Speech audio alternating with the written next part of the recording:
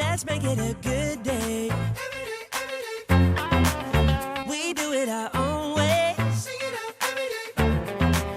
Let's make it a good day. It is the boys of the Yam House, the men, I should say. And by the way, today is the lead singer Lars's birthday, our buddy Lars. Happy birthday, Lars. Welcome back to the show. It's one of the most important dresses a woman will ever choose. Her wedding dress, that's right.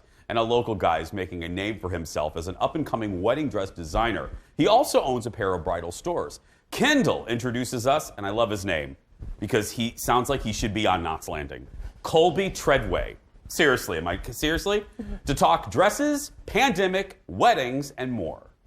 If you are like me and you walk into here, you're going to wish you could get married again. Probably been a little interesting owning 2 boutiques and designing during a global pandemic. It was interesting because, January, February, we were working with brides. We were seeing a lot of, activity in the stores, and it died. It took a while for brides to get back in here.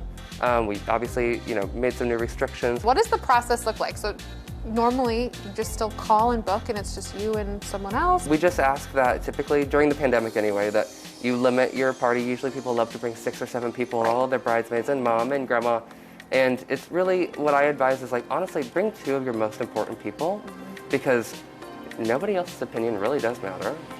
And you're going to end up with something completely different than you probably thought you were going to wear anyway. I did that on a personal level. Yeah. I was like, I'm going to get this, and then saw the dress that I ended up getting and was like, I'm just going to try this on. I like to throw in, we call it a palette cleanser. If a bride's like, I want a ball gown, I want sleeves, I want all the beading and the sparkle and all the Cinderella, we're like, okay, but this would be a palette cleanser. Okay. There's nothing to it that is hard to digest. It's not hard to look at. There's nothing about it that you're like, I like it, but I don't like this. Yeah. There's nothing to not like. This is so similar to the dress that I wore for my wedding, but the new cutting edge take on it. What is so great about dresses like this is that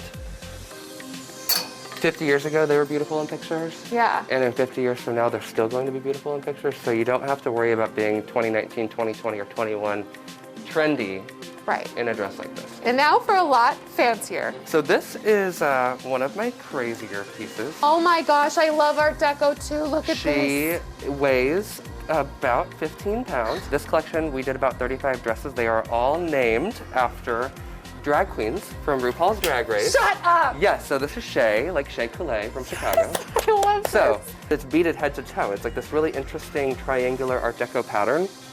It never stops sparkling. That is fabulous. You can't really go wrong with this in any setting because it would work anywhere. What is in? What's maybe going out? Talk to me. I mean, when I think back to when I was in bridal 5 years ago, it was strapless, sweetheart neckline, nothing too crazy. Nobody really wore a sleeve. And now we have things like off-shoulder straps. A lot of dresses have these nice floaty off-shoulder pieces here. They're detachable. They are, great for a ceremony, great for photos. They can come off for the reception. They don't really serve a purpose other than look really beautiful. Right. Big trend that's kind of controversial, and a lot of people are like, oh yeah, my mom had poofy sleeves in the 80s. And I'm like, forget about it. They're way better now. Sleeves like this, kind of a loose poofy sleeve with a fitted cuff. They're coming in and they're coming in hot and people are loving them. Necklines are changing too. It's something that has not been popular until late is the square neckline shape.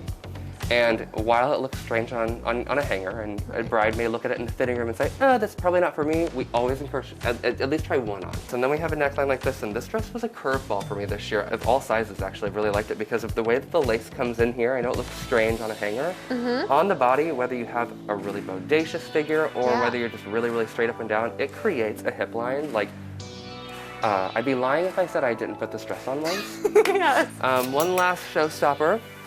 Oh, wow. Ball gowns are here to stay. They were here first and they're going to be here last, I think. Because we do have our own capabilities of making special requests and doing customizations and getting to work with brides one-on-one, I think it's important that if you don't want to wear a dress, you don't have to wear a dress. You can, for example, this is India. I showed you her earlier. If you wanted India with legs and you wanted a cool jumpsuit, let's put legs on this dress. You want a fitted pant, you want a bell bottom, you want a T-length skirt. If you want to put a ball gown skirt on top of India, you could. So I think it's important that because I am a designer and I do get to work with brides occasionally one-on-one, that we have the capabilities to create exactly what they're looking for, because everybody wants something different on this day.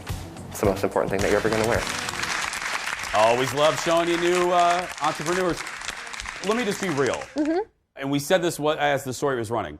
What I like about him, he seems approachable. Because sometimes, no offense, you get these designers and they're a little shishi poo-poo. Oh yeah, I was nervous. I was very open with you. I was like, I don't know how he's going to be. Yeah. He was fabulous. And his just entire collection, the Colby John Bridal, they're all so beautiful. And he's so proud of what he does. And he makes everything what do you want on your day? Everyone should feel good about themselves. I think that's fantastic. And again, his name is Colby Treadway.